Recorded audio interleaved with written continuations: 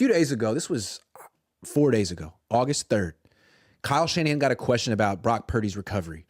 And it's sort of like, it was a little negative. Like, he's not quite back yet, is he? But is he making good strides and being back? And Kyle kind of got defensive. Like, well, no one's back to the level they were at last year. But, we're not worried about Brock. Brock's the real deal. He wasn't asked. He just put it out there. Brock's the real deal. And I think it kind of set everyone on fire, because I don't remember him ever saying that about another quarterback on this team. He never said that about Jimmy Garoppolo, the real deal.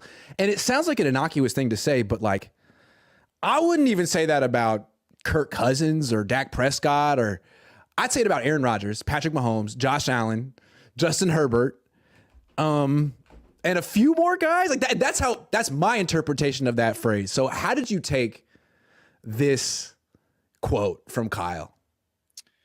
That Brock Purdy is the real deal. That Kyle Shanahan's smitten over Brock Purdy, and there's a lot of nuances to play in the position that he values that Brock brings.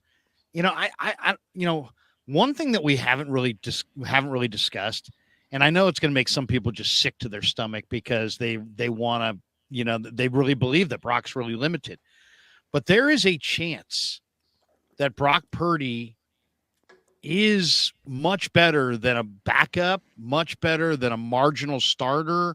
He might be, I don't think, he's not Mahomes. He's not Allen. He doesn't throw the ball as well as Lance. He doesn't, you know what I mean? There's limits. Right. You can see the limits. Yeah, he wears them on his sleeve. I mean, they're not hiding. I got it, for sure. We know he's got some limitations, but there is a chance that this guy is a top 10 quarterback. And I know that's hard for a lot of people to put their arms around because they see the limitations and they're like, I don't know. But what the one thing that we really don't discuss that much is we don't discuss the fact that this guy went on a roll last year and he was a rookie. Right. And he didn't play from August to December, and he did it after sitting on the bench for 3.5 months. And how much coaching do you get on the bench? Probably not too much. So there's a chance that this guy is, I'm not saying he's Aaron Rodgers because I don't believe he is, but he's not a backup. And the people who kind of, he's a weak-armed backup. There's just so much more to playing quarterback. He's a starting quarterback. Yeah, than that. He's a starting. So when he said he's the real deal, he might be pretty good. I mean, he might be a top 10 guy. Doesn't mean he's Mahomes. Sure. Doesn't mean he's even on that in that. It doesn't even mean that you can win a Super Bowl with him. But he might be a top 10 guy. Sure, but sure. I don't disagree with whatever you said, but what he said is a real deal. And when I'm thinking real deal is someone you can win the Super Bowl with, someone who is going to be one of the best, a Pro Bowler, an All-Pro, a great quarterback. And I'm not here to disagree or agree with Kyle because it'll play out. We'll see. Right. We're going to see it. All I'm saying is it's a wild thing to say on the record.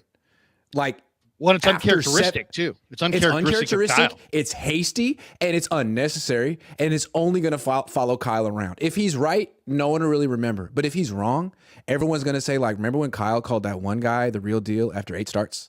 That was unnecessary and out of character and strange. So I just feel like there's a lot of pressure on him to be right now. You really went all in with Brock when you said that. You're all in with Brock.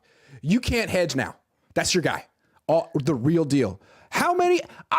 Kirk Cousins isn't the real deal to me. No. Dak Prescott, not the real deal to me. Not yet. That's like the upper echelon of quarterbacks. And I'm not saying Brock can't be that, but he freaking better be for Kyle Shanahan's sake, because he said that on the record. Yeah. Crazy. No, he believes in him. I mean, he believes in him. Now, of course, it is training camp, the beginning of the year, a lot of pressure on the 49ers. He knows that Brock's going to be a starting quarterback, so he wants to be all in, right? It was day 7 of camp, for the record. Day 7. Yeah. Kyle's like, I've seen enough, real deal. Is it possible that he senses that there's a division in his room among the quarterbacks, that maybe there's some guys who believe that Darnold's better or Lance is better, and that he kind of wants to put that out right there for everybody? Hey, you know what? Brock's the real deal. Or maybe he believes it. Maybe he absolutely believes that Brock is the real deal. I mean, it's also how do you define that? mean, how is That's the whole real thing. deal defined? What is the real deal? I'll say this, though. I'll say this. One more thing. Everybody who talks about Brock Purdy, the skepticism is often rooted in Jimmy Garoppolo. Have you noticed that? It's like, well, Jimmy started fast. So if Brock started fast and Jimmy kind of fell on his face and became like almost inept as a downfield passer, then Brock could too, or Brock will too. And I see Jimmy as so much more limited than Purdy.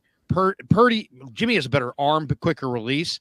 But look at the big part of Kyle's game is the bootleg game, the short game, the quick game, and the play action game.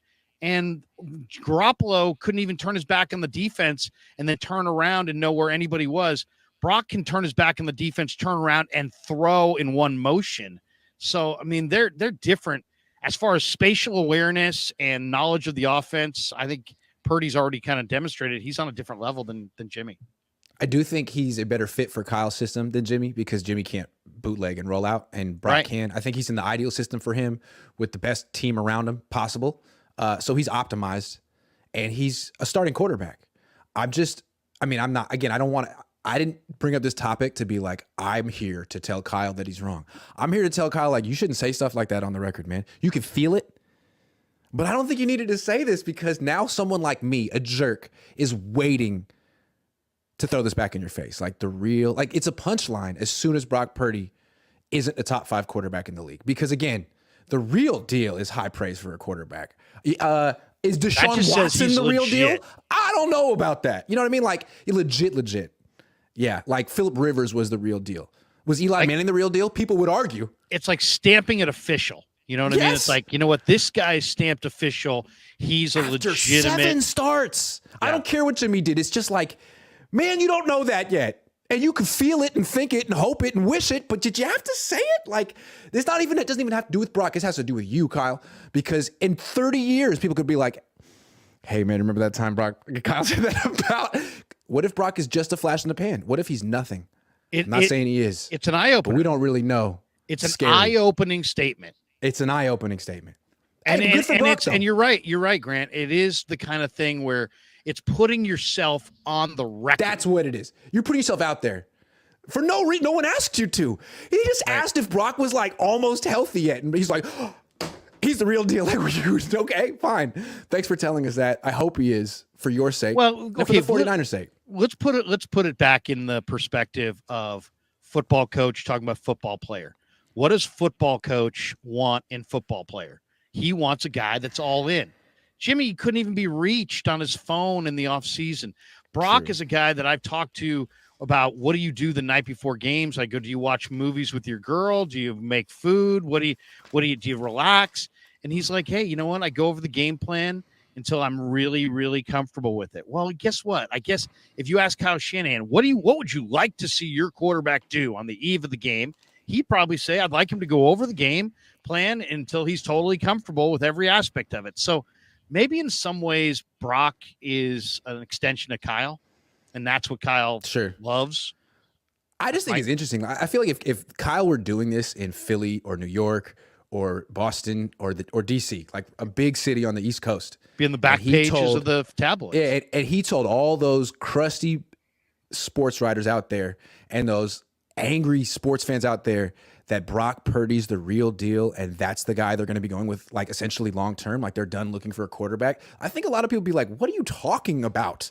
We want a guy that's the real deal. Like, Brock's good, but is he, like, the real deal implies top 5, like, Super Bowl winning, and even you say, I'm not sure he can do that. He could be top 10. I don't know about top. Like, there is some question. I think that's why the whole Trey Lance thing is still a topic, because some people feel like, in an ideal world, he could reach this level of performance that only he could get to. I think a lot of fans still want the real deal, and they can feel like, look, I like Brock. He's a good quarterback. He's a starting quarterback, but I still would like to shoot for the moon. I would like to reach a little higher. I think a lot of fans would feel that way. So maybe they're wrong, but that's why I think some fans would be like, the real deal. Okay, you watch. I'm writing it down. August 3rd. Yeah, August 3rd. But, you know, look what Alex Smith said to Mayoko in Tahoe 3 weeks ago. He's like, you know what? There's Steve Young too?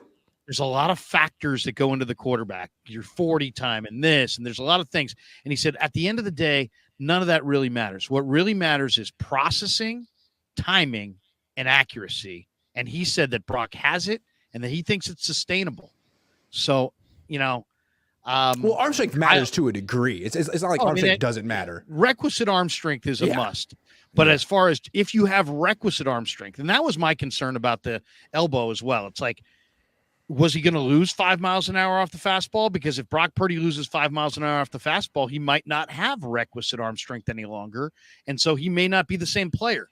But to me, if he's lost arm strength, I haven't noticed it. I've seen throws since he's come back that I thought hung, the Greenlaw pick, the ball down the sideline in the same practice. He's had 3 or 4 balls that I thought, that ball kind of hung. But let's be honest, he had 3 or 4 balls last year that kind of hung. So it's like he's definitely, I mean, today was a good example. I thought Brock Purdy played well.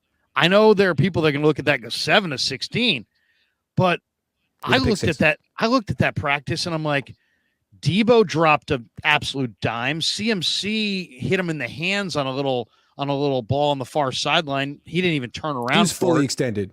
The other one, Danny Gray didn't hit him on the hands on the out, and he dropped it. I mean, easily Brock could have been 10 or 11 of 16 today. Instead, he was 7 of 16. But it's the way he moves the ball in the move the ball drills and in the red zone. I mean, he ran one in today. And that was the other thing. I used to feel better when Jimmy was the quarterback. I used to feel better about the Niners from like the 15 to the 25 than I did from the 1 to the 15, because it's like he wasn't accurate enough in those small spaces to be able to score touchdowns in the red zone, and they kick field goals. Purdy throws strikes in the red zone. That was a beautiful love letter to Brock Purdy. I thought it was wonderful.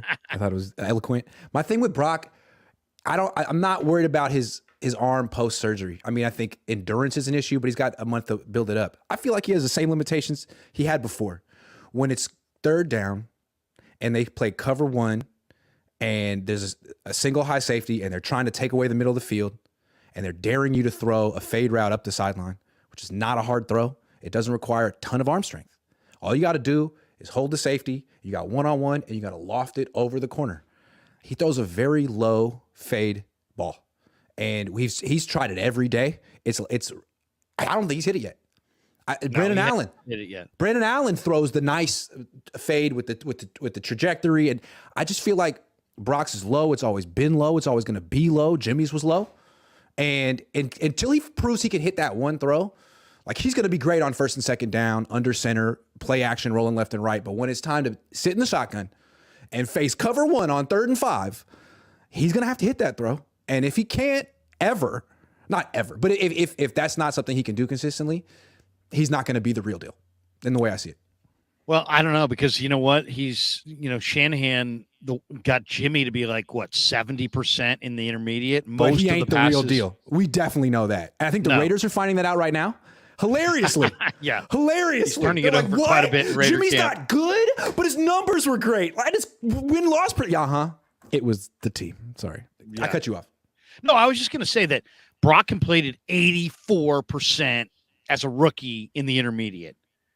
That's an eye-opener right there when you think of the percentage of the throws that are intermediate throws in this offense. The other thing I've noticed, and I'm sure you have as well, forget Brock for a second. Let's just talk about the Niners and their quarterbacks.